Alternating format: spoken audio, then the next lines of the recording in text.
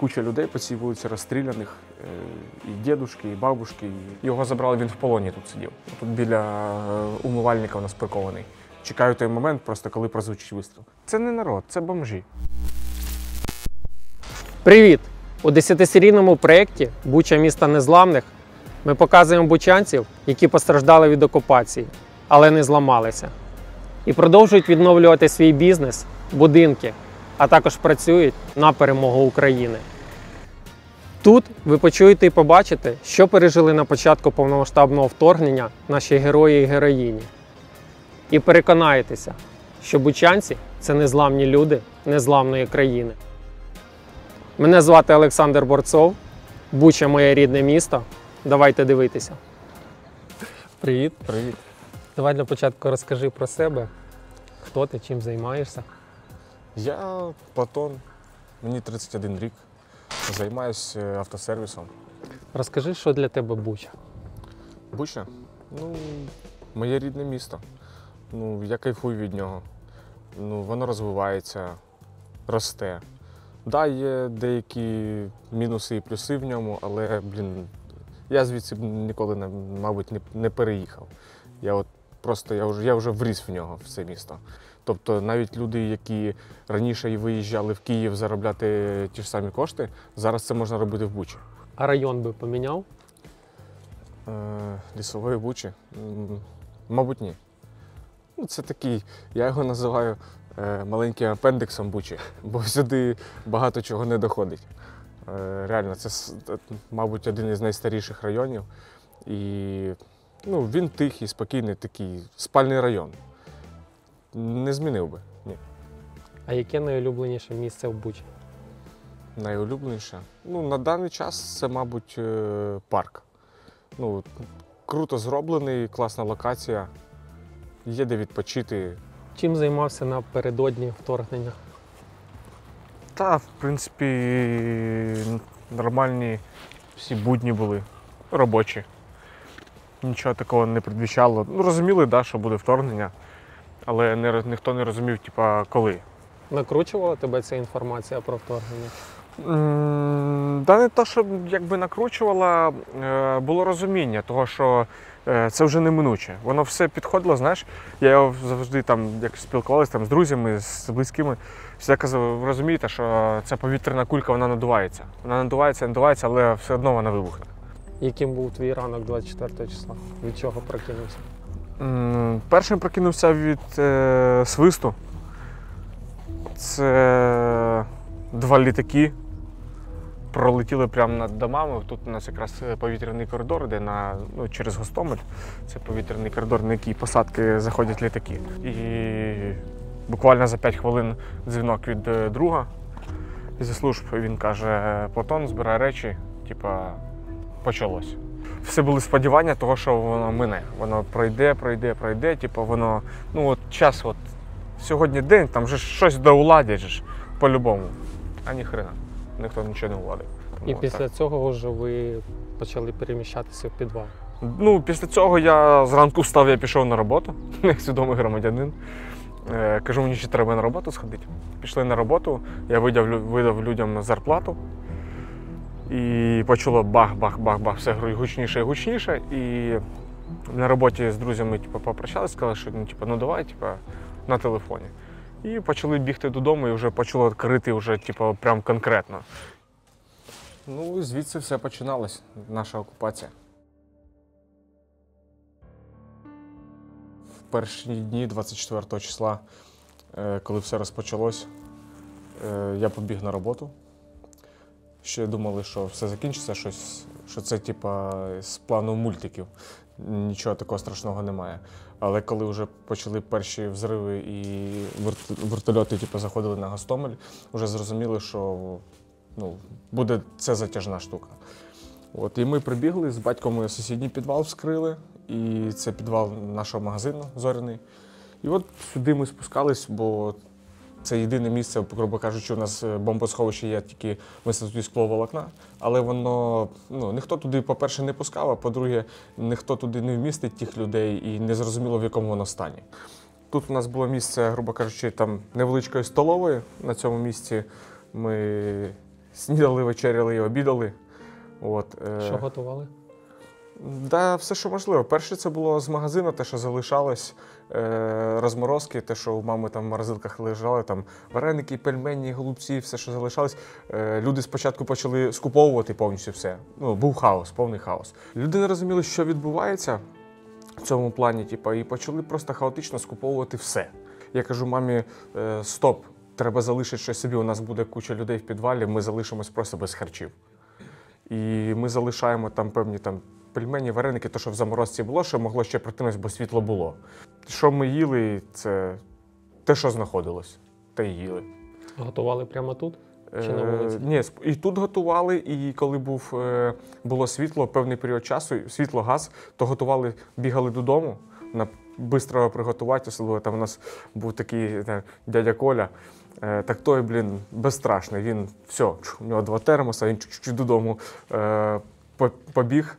Я йому дзвоню, блін, дядь Коля, обстріл, блін, ну зараз на авіація, ну тут летить, взривається, все. Він, та щас, подожди, у мене там я солянку готую, типу, що ти мене тривожиш?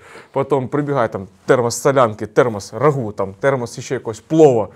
Ну він постійно такий у нас, повар-кулінар екстремал. І спочатку кожен, типу, як сам по собі, але ти зрозумів, там день-два проходить, ну сам по собі ти тут не виживеш. Починається двіжуха, ти розумієш, що сім'я з Гостомеля приїхала, ну, люди залишились без нічого. Ті приїхали, там, хтось щось там приніс. То, ну, треба гуртуватись, треба щось робити. Це кімната, де сім'я з Гостомеля жила. Все вмочили собі для маленьких таких зручностей. На лотках з яєць спали. Розкажи, як проходили дні в підвалі, окрім приготування, що робили ще тут? Прокинувся, слава Богу, що живий. Приготував поїсти, там, типу, поряд всі, хто були, всі на місці, живі, здорові. Типу, поїли, пішли, вийшли на двір більш-менш спокійно, подихали повітрям. Починається бомбіжка опять, всі в підвал. У вас тут було радіо заготовлене? Да, у бабулі. У бабулі було таке невеличке. У бабушки радіо було, і тітя Свята з тим радіо, де зв'язок там на сам наверх піднімав. Тут, ну, взагалі Тут не ловило? Тут, та не то, що не тут, навіть зверху там зв'язок дуже, тут, виходить, як, ми закриті домами всі, вишки, типа, зв'язку стоять на інституті, на башні, але коли світло пропало, все пропало, і там не було зв'язку, там вибігав десь якусь одну паличку зловити, щоб хоча б смс-ку відправити. По-моєму, через 2 чи через 3 дні перший раз прозвучало по радіо, що, типа, з Бучі будуть, Верещук казала, буде перший, типа, коридор. Ви вірили в цю евакуацію, коли почули інформацію? Ні. Я розумів, що не буває все просто так. Ну, щось тут буде не то. І от 9 числа перші автобуси зупинили, кацапня зупинила і повиселяли людей, позабирали все. Тобто це їхня фішка. Типа, да, ми даємо зелений коридор, а по факту вони збирають людей, і потім вони дістають з них якусь інформацію і роблять те, що їм потрібно. Ну, тобто, і за того я і кажу, що я не хотів виходити. Ще раз нагадай, скільки тут було людей, за скільки людей ти відповідав? Близько 50-55 людей десь. Отак було. Це ті, що за 2 підвали, ті, що, ну, кому я там, мені волонтери приїжджали, коли сюди змогли прорватися, вони заїхали. Як зараз Сашка пам'ятаю цього хлопця, не знаю, живий він, не живий, ну кажуть, що наче його розстріляли за волонтерку між стоянкою. От. І він приїжджає, каже, Платон, давай я тобі залишу, у мене там типу, є 300 кг типу, круп різних, там те саме. І я от людям пакети по підвалам, типу, беріть оце, говорю, мамі, фасуємо. Пофасуємо, типу, що було, хліб, це прям було нам... Розкіш дуже велика. Дядько мій з Ірпеня, пішки, з Заїра, вони в підвалі в Заїрі сиділи і там хліб пекли. І він через... ризикуючи собою, коротше, він з Ірпеня через поля, оце там ничками привіз, я не пам'ятаю, чи 8, чи 10 буханок хліба, то він, типу, по хатам, ну, роздавали так людям. Розкажи, скільки днів ви пробули в цьому підвалі? З 24 до 10 числа ми вийшли. І то так, не хотів я дуже виходити звідси, бо не розумів, що буде далі. І дійдемо ми, не дійдемо до тієї евакуації. Сюди зв'язок не добував, і про евакуацію тут ніхто навіть не знав. Що я називаю Лісову Бучу маленьким апендиксом, бо сюди не взагалі, типа, мало що доходить. Ну, тобто, дуже важко. Якщо центр там він більш був між собою сплочений, то тут трошки не так було. А перед цим за пару днів, перший, не пам'ятаю, це 3 число, сім'я спробувала виїхати, і їх розстріляли на машині. Вони повернулись, жінка була, ну, мама поранена, дитина. Ми побігли, у нас був дядь Женя медик тут, і ми побігли туди, але ми їх вже не застали там. Машина була розстріляна, стояла, але, коротше, ми їх там не застали. 9 числа виїжджає наша знайома, ну, тьотя Валя з сестрою і з бабушкою, і вони пропадають зі зв'язку. Все. Це 9 число, ці перші автобуси евакуації, і їх немає. Нема ні зв'язку, нічого. І все, нерозуміння, типу, доїхали, не доїхали, що сталося. І 10 числа, типу, кажуть, треба йти. Я говорю, ну як, вони навіть не доїхали. Куди ми підемо? Що нам робити? Ну, після того, коротше, приймаємо рішення все-таки йти. І всі ж телефони, карточки подіставали, типу, сімки я по рукавам, там, по носкам поховав. Розумів, що якщо телефон, типу, заберуть, а в мене на телефоні, понятно, що трошки не та інформація, яка потрібна, буде дуже жарко всім. Я, як час бабушку під руку, типу, щоб барда, я її пробував, світла немає, нічого, я її збрити не можу. Просто ну, це нереально було. Ну, коротше, десь трошки покрамсав її, там, вдягаю баф, типу, і кульгавим типу, методом ми спробуємо, коротше, через Міленіум ми виходимо по Івана Кожедуба і повертаємо на вулицю Яблонську. Це звідси ми виходили. І на вулиці Яблонській там вже треш був. Там ми перші зустрілися з русскими, які нас в ступор, і вони запригували в будівлю сусідню. Ну, це група ДРГ була, їх 6 чоловік було, снайпер ззаді стояв. От, і куратор стояв, але стояв без зброї, стояв з шевронами, такими лампасами георгіївських ленточок, вони пришиті були по этому сам. Я говорю, куди ви собрались іти? Ну, тітя Таня каже, ну, ми вийти, там, ми все, ми голодні, там, бідні, нещасні, нічого немає. Ну, я ж з бабушкою на це саме. І він так мимо задом на мене глянув, типу, на це, я думаю, блін, хоч би не зупинили. І я бачу, як ця група проривається просто в сусідню будівлю. І нас заводять по цій вулиці, типу, ми піднімаємося наверх, і там такий переулочок, не пам'ятаю, як він називається, до Новуса спускається. Куча людей по цій вулиці розстріляних, і дідушки, і бабушки, і там мужичок на ланосі цей, що, ну, нормально, розстріляли їх там прям прицільно в голову, я думаю, що били, бо, ну, жутка картина. Я дружині кажу, не дивись, закривай очі і просто прямуй прямо, типу, я тебе веду. І спускаємося в цей переулок, типу, вниз, я повертаю, ззаді батя мій йде.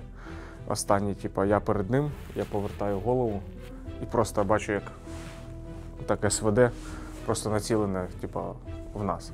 І цей переулок, якраз група ця заходить в сусідню будівлю, і я розумію, що просто нас зараз можуть просто розстріляти.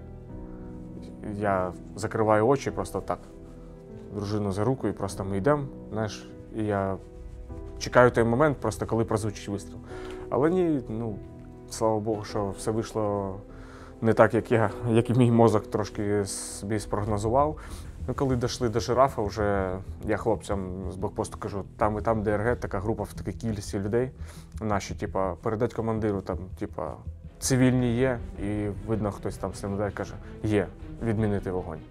Тобто наші хлопці, ну, могли знищити ту групу, але не знищили, бо там були цивільні. І це певно, це нас і відрізняє від цієї мерзоти. Те, що наші життя хлопці бережуть, кожна людина рахується як людина, як створіння, а не як вони просто, ну, для них це м'ясо. У них святого нічого немає в цих людей. Це просто мерзота, у мене інших слів немає. Розкажи, як ти переміщався під час окупації і взагалі наскільки це було можливо? Да, у нас, в принципі, тут, де ми були, ну, де ми знаходимося, це, в принципі, ну, да, було небезпечно, бо прильоти летіли, ну, ти не розумів, куди прилітає, але присувались всі, знаєш, тише води, ниже трави. Всі так, тішком-ніжком. Поки пересувалися, бачили росіян і танки вживу? Бачили, да. Як часто? Ну, І що відчував в той момент? Страх. І нерозуміння того, що може статися. І бачили, і чули, танки, тут колони ходили. танки проїжджали і на вокзальну. І потім покажу вам далі локацію, пройдемо, де першу беху вони загубили свою тут на Тарасівській, грубо кажучи, коли вони тікали з вокзальної, вони на БМДшці, вони тут в розсипну, хто на бехі, хто пішком, вони тут просто в розсипну тікали. Давай прийдемося до цього місця, подивимося. Побачите, ось ця локація, де прильот 122-ї був, міни. На той самий вибило тут здорово, дерева посікло. Але є прильоти, які навіть можна, гуляючи зараз по лісу, побачити, як акація порізана, побита осколками. Добре, розкажи тоді, що це за місце, де ми зараз знаходимося. Це місце, де Кацапьо кинула свою першу БМДшку. Друга, я не знаю, чи вона уїхала, тут їх дві було. І вони через залізну дорогу втекли. Видно прекрасно їхні шльопанці, це позалишались Ванькіни. Бачите, позамерзали там. Тут все розкидано було, вони просто витікали, просто шапки-ушанки висіли. Реально, тут просто. Тут вони її першу кинули і втекли, і наші хлопці їх там і відпрацювали. Бо постріли були там за забором, буквально в цьому парку, їх там і поклали. Їх там було, по-моєму, 5 людей.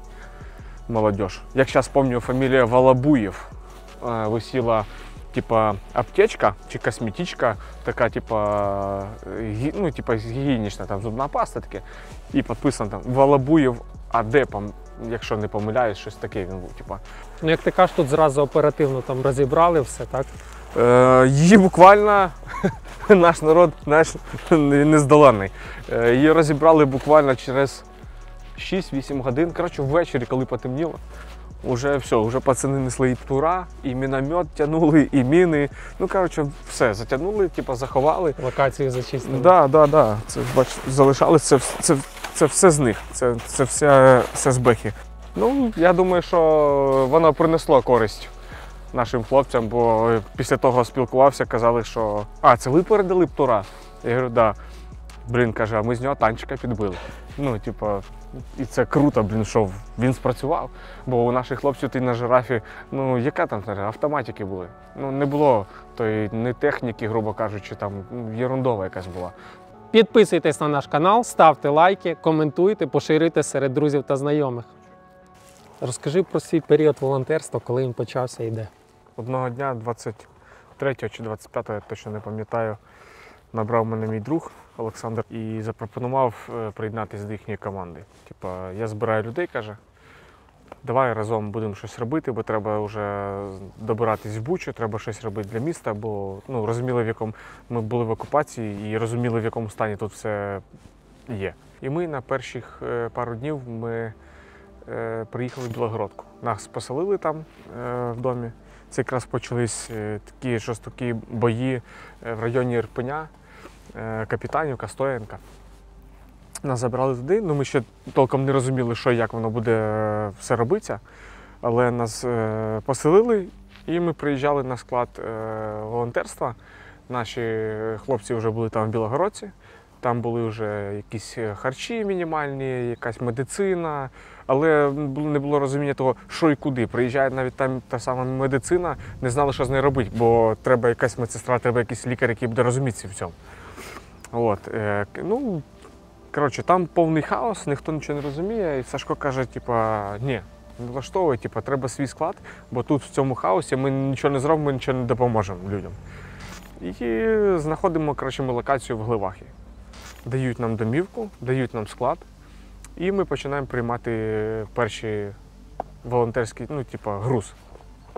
Це і медицина, і їжа, і ліки, і ковдри, все, що повинно, треба було для людей. В домі нас жило 8, по-моєму, чи 7, чи 8, і близько 10 хлопці ще під'їжджали, допомагали, бо приїжджали реально 20-тонні фури, і вигрузити, це просто треба було мати силу. Це реально так, перша приїхала, друга вже стоїть в черзі. І потім приїжджали мінівени, бусики, які ми загружали, і ми чекали дозволу заїжджати в Бучу. Дозвіл дали це 1 числа, але хлопці поїхали 1 числа, ми заїхали 2 числа, вже з першим грузом. І перше ми все почали завозити на склад, але зрозуміли, що з того складу у нас навіть в Бучі не буде толку.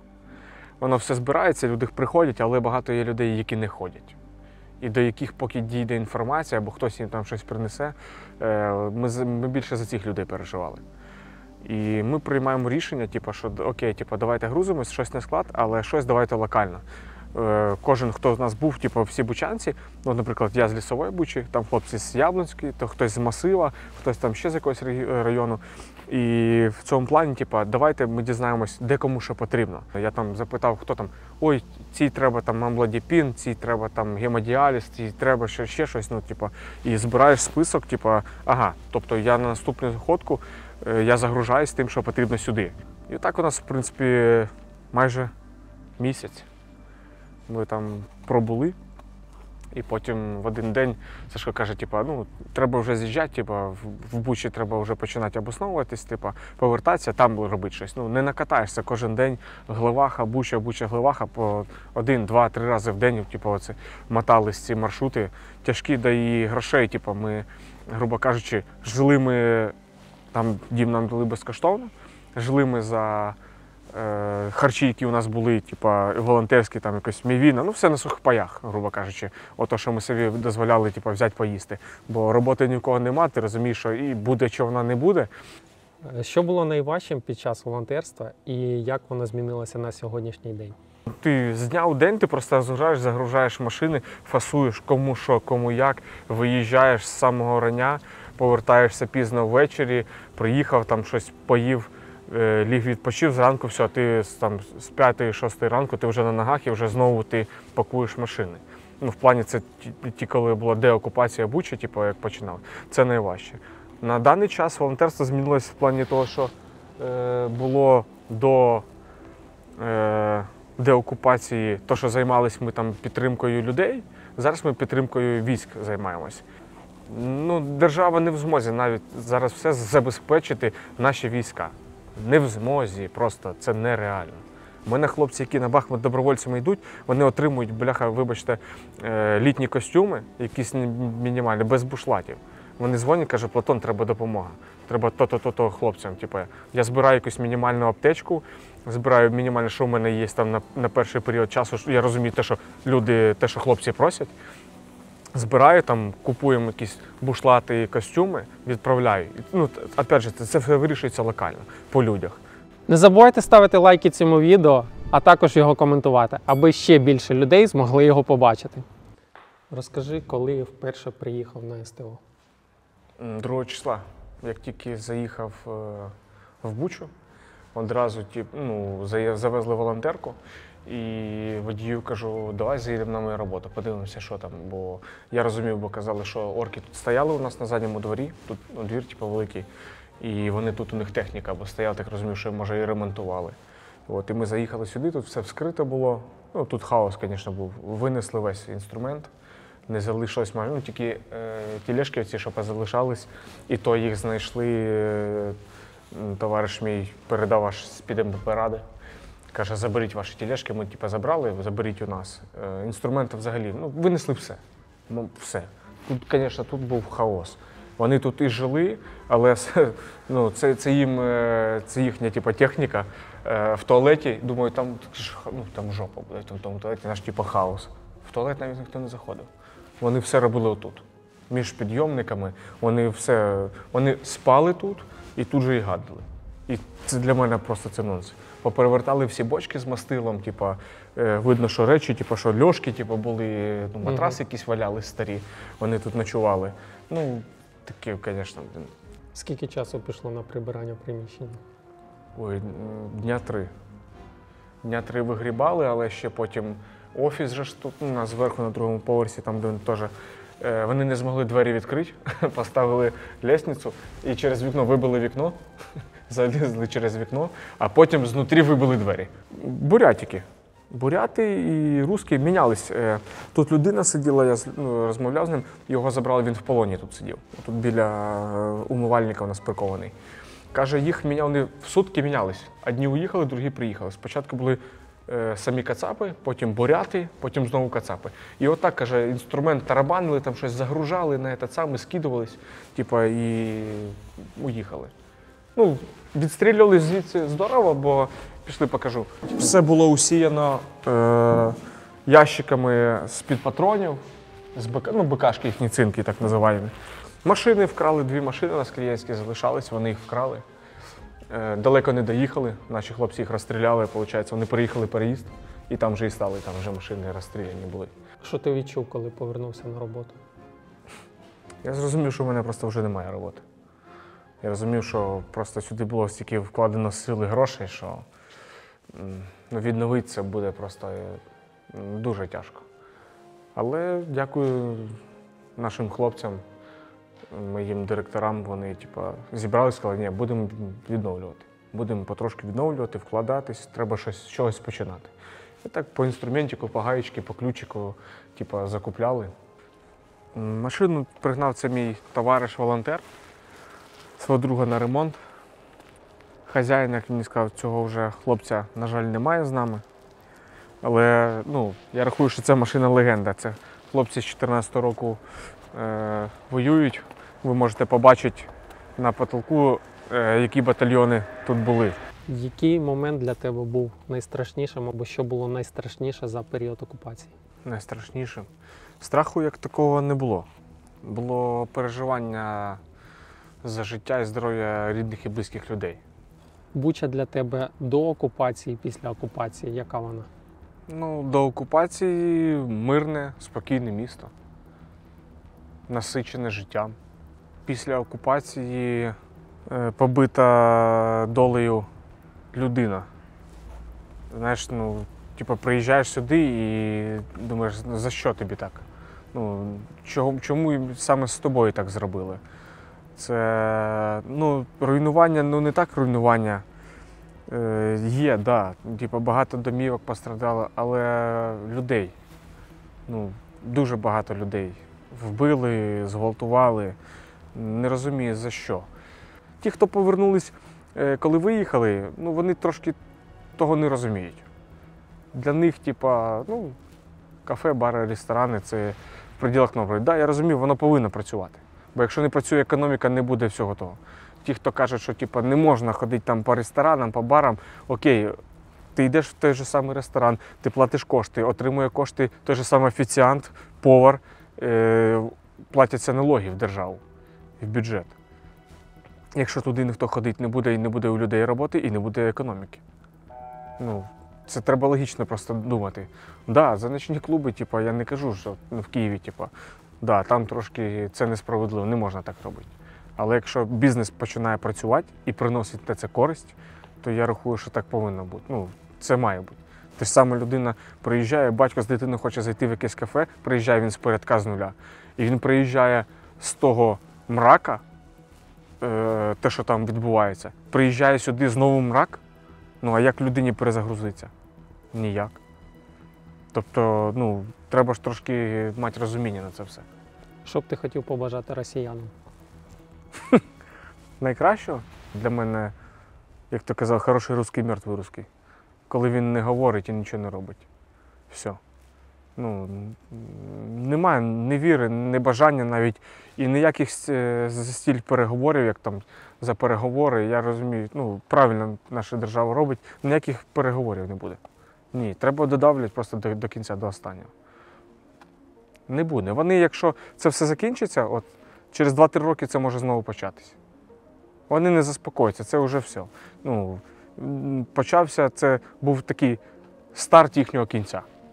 На твою думку, яка подальша доля Росії? Хотілося б, щоб, як казали багато там провидиць і екстрасенсів, щоб вона все-таки розвалилася. Бо це не держава. Якщо по історії брати, ви ж бачите, скільки ця держава з усіма воює. Від і до. У них немає, у мене немає слів для них просто.